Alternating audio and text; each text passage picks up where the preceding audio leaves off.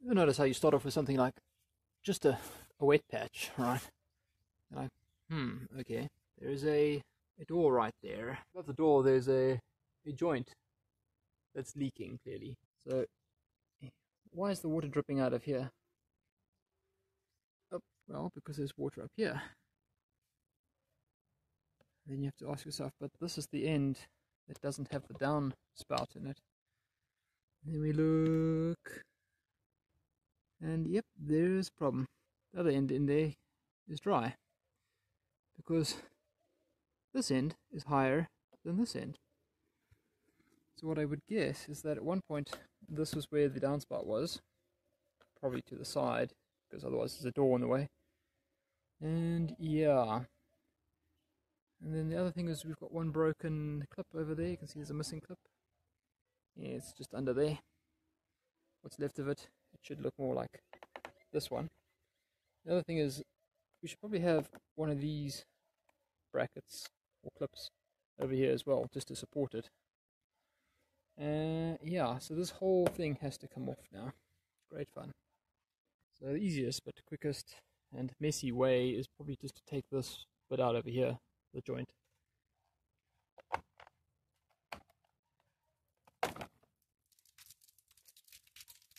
And there goes the water.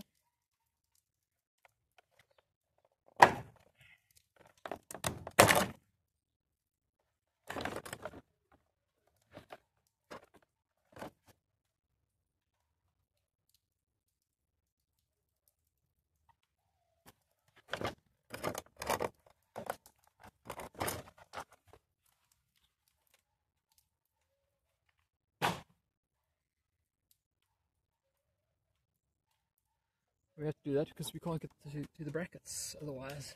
The little screws in there are behind the, I suppose, the actual gutter. So anyway, let's take those out of there. Alrighty, so because these brackets are most likely going to have to move a bit, either down or sideways as well, you can actually fill in all these little holes because, I mean, what's the point of having them? They don't serve any purpose. Yeah, so we'll give the Mendel 90 a go. Been recommended to me.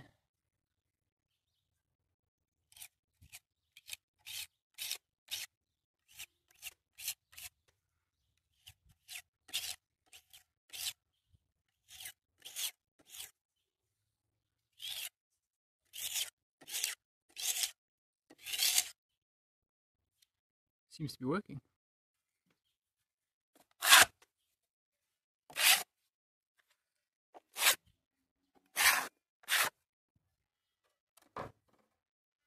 And that's not actually a bump, that's just a different color, because filling in the hole in this area here wasn't painted behind them. Don't like it when things are done like that, bugs me a bit. One thing I like about this time of year, it's a bit lighter still. It's just after 6 PM and I can still see what I'm doing. Makes it easier to work in the evening, doesn't it? Might have noticed I've switched to a butter knife.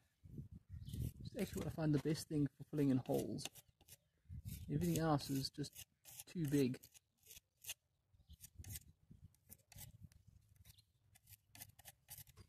Scraper is still a good idea though, to get it flat.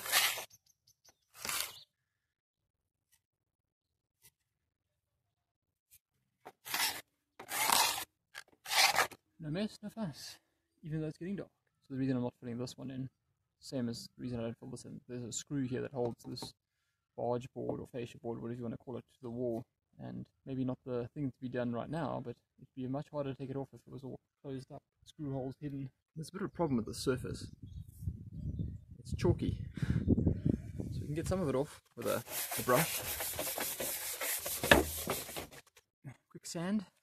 Just where we're filling in the holes.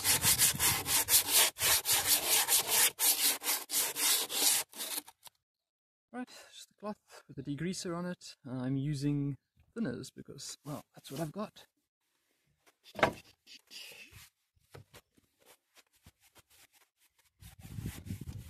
you can see it makes it white quite quickly. Fold it over. The thing about using thinners is it dries pretty quick. Yeah, just give it a nice rub with the cloth. When it gets white on that side, just flip it over and carry on. Yep, so now that it's clean and no longer powdery, we can apply some paint. Normally I'd use a roller, but yeah, it's going to be fiddly business. This is the easiest bit to do, the least fiddly. I think the surface is rather thirsty, it's very dry. Fibre cement.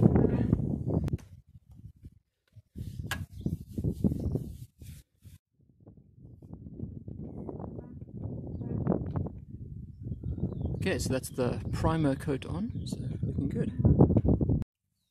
Okay, so I just want to cut a piece of this as a second piece, and I need 1.1 meters. And this is where I find people a little bit strange. They use a hacksaw instead of using something like this, a wood saw with fine teeth. This is much quicker and easier.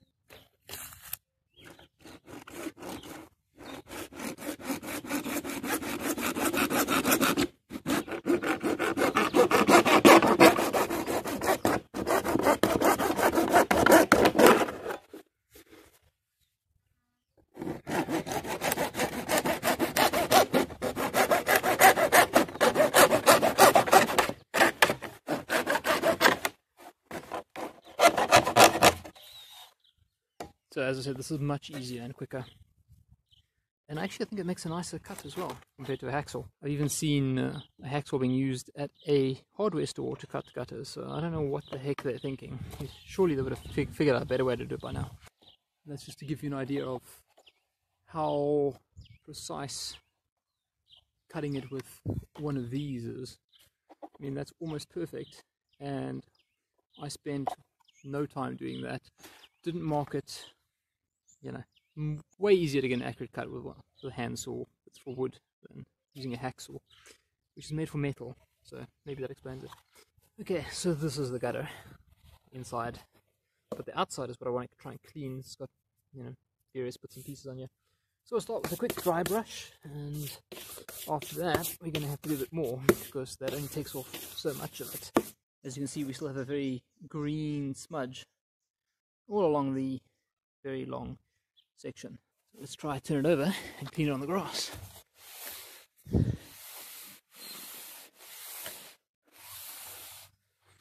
And that doesn't do anything either. So now we step it up a bit of water.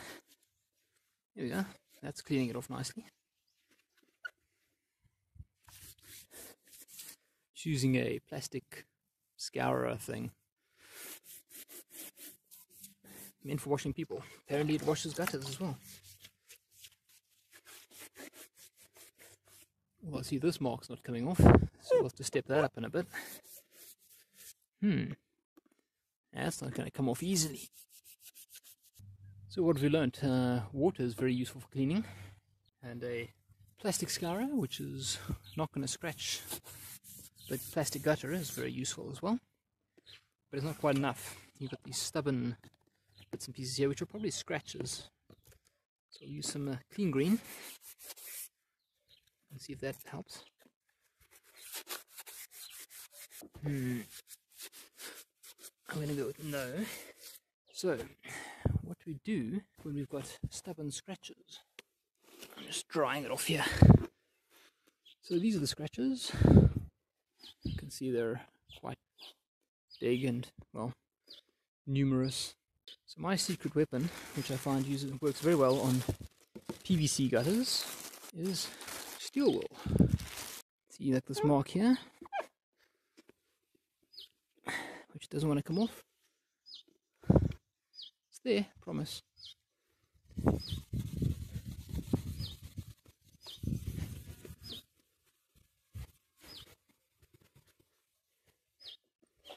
Or over here. Probably with the direction of the scratches would be a bit better.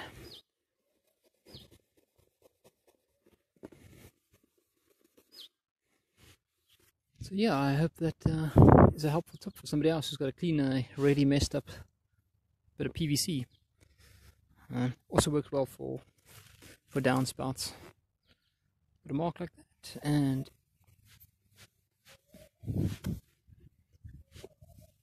the mark is gone. Voila. Top tip, eh? Okay, so you want to put these in, you need a bracket. So you put the bracket up, and you drill some holes using a drill.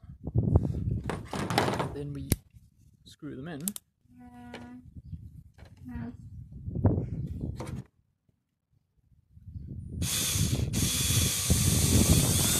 How?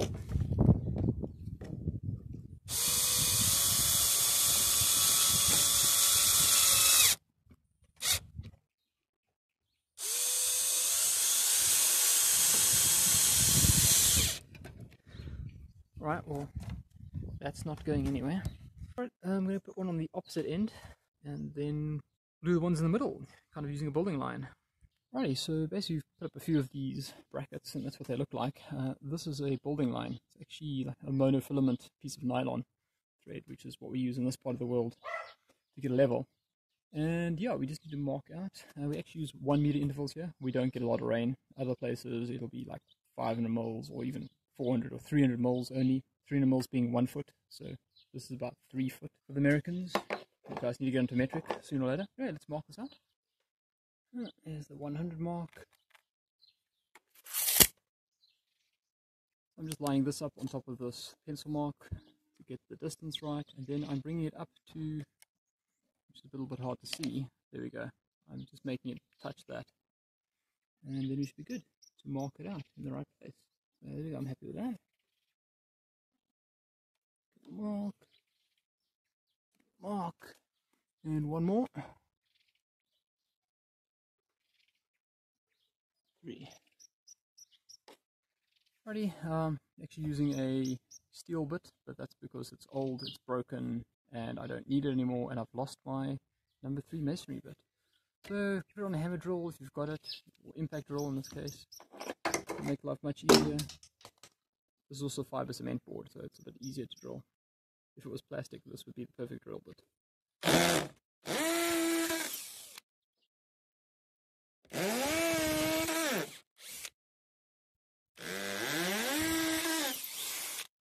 Takes longer when you drop the bracket.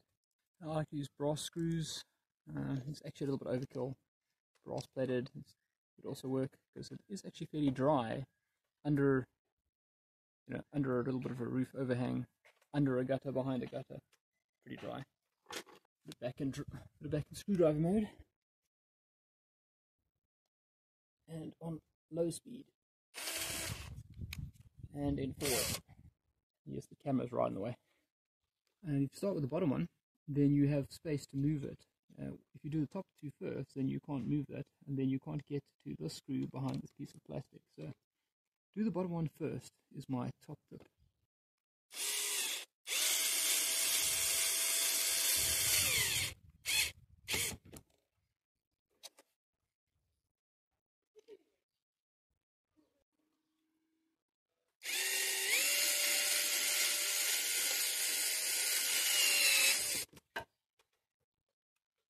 Yeah, that's what it looks like.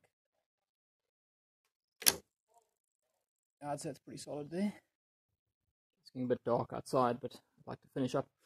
So yeah, just end caps, bought some new ones. I think the rubber seal was worth it. They were like 20 rand, so about £1, I suppose, in the UK at the moment.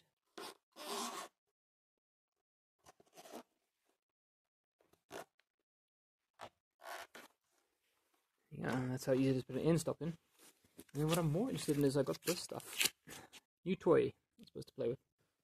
So while this is a union clip, has got these rubber seals here that compress, I think I can use a bit extra. In my experience, these things tend to start leaking after a while. So the idea is going to be to, well, put some of this in here, and then when this clips on, this side's already been cleaned, which should be good. Cut it off there. Squeeze it, squeeze it, squeeze it. Ooh, that smells quite potent. Cat seems to think so as well.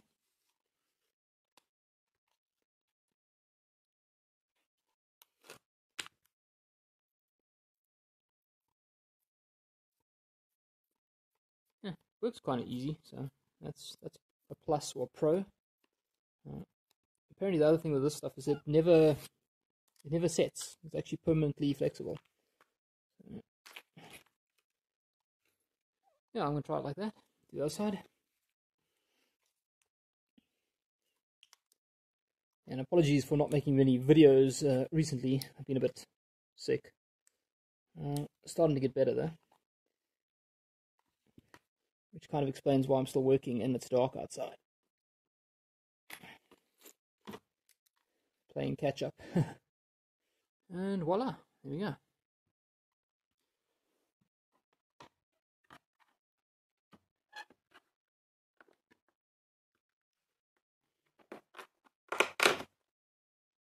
Basically that simple. We go hook this into the brackets. Okay, so we just need to drill a hole through the gutter for the downspout. You can see it's about 17 to 8.5.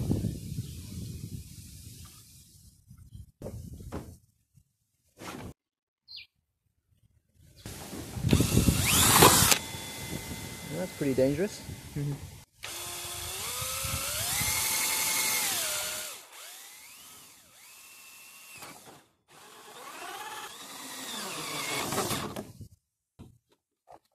Now we have a hole.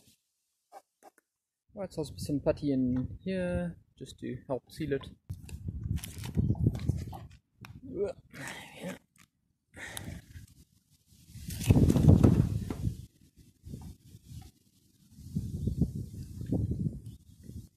I think I should have wet my fingers.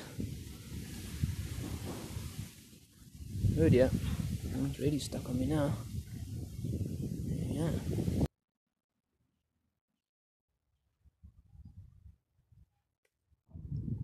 Time to clip it in.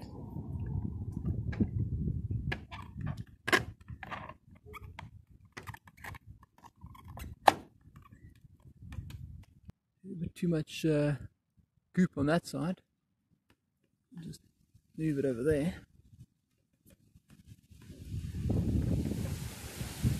Alright, so clip it under the back there. Over there. And then the easiest way is to get a really big screwdriver. I guess that is a big screwdriver. Very big screwdriver. Just lever it up a bit.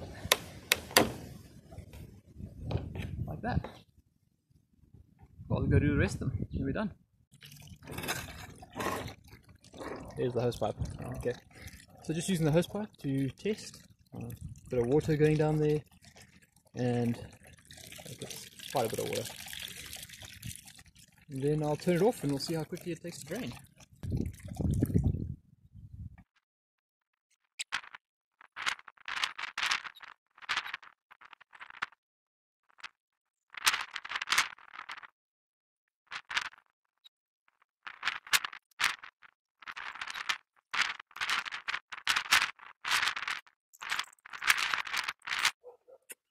Great success.